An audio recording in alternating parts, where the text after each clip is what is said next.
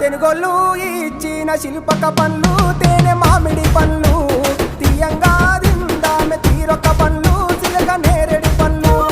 కాపోళ్ళు ఇచ్చిన మక్క కంకులు అవి పాల కంకులు కాల్చుకొని తిందాము కందికాయలు పచ్చి పల్లికాయలు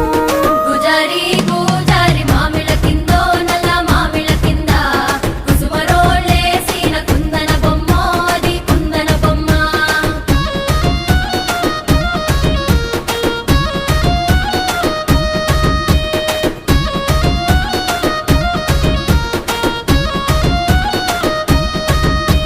బెస్తోలు పెట్టిన పచ్చి చేపలు అవి వట్టి చేపలు